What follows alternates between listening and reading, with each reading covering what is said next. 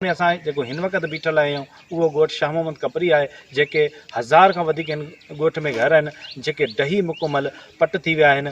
ऐं हिते तव्हां ॾिसंदा हूंदा त गोॾे खां मथे हिते पाणी आहे ऐं हिते इंतिज़ामिया ख़ासि करे हिते को बि इंतिज़ामिया पारां असांखे को बि हुकूमती मछरी नज़र नथी अचे। असां इंतिज़ामिया वटि तक़रीबन 4 दफ़ा लंघे विया आहियूं, कोट गुलाम मोहम्मद विया आहियूं, भुरगड़ीन वटि विया आहियूं, मीरुनि वटि विया आहियूं। हर माण्हू खे ॿुधाए चुको बाबा असां सां नाजाइज़ी आहे, जेके मथां जो पाणी कच्छलो फार्म घाटी देड़ा बुधेवाड़ सिकरड़ी सॼो पाणी असां वटि छंडे वञे। महिरबानी करे इन पाणी खे कंहिं पासे रुख करो, असांजा घर ॿुॾी चुका। 8 किलो असां वटि न बचियो आहे जेको असां को अजा ठाहियूं बचनि जे लाइ। रात्रि मच्छर असांखे पटे पियो, को बि धणी साईं असांजो केरु न आहे, को बि गवर्नमेंट हिते असांखे पुछण लाइ का मुलाज़िम न आयो आहे।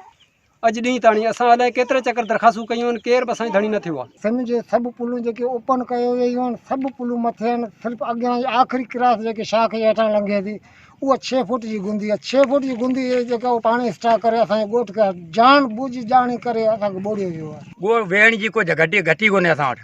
ॿार बचो असीं रोड ते कढे छॾिया, न को किथे उथण न को वेहण आहे असां वटि। 267 तालका कोट गुलामनि जी देह आहे उहो बिल्कुलु नज़रअंदाज़ आहे, जंहिंजे करे हिते जा मुतासिरीन कंहिं अहिड़े मसीहा जे इंतज़ार में वेठल आहिनि। कैमरामैन इमरान मुग़ल सां गॾु नारायण दास, सिंध TV न्यूज़, टंडुजान।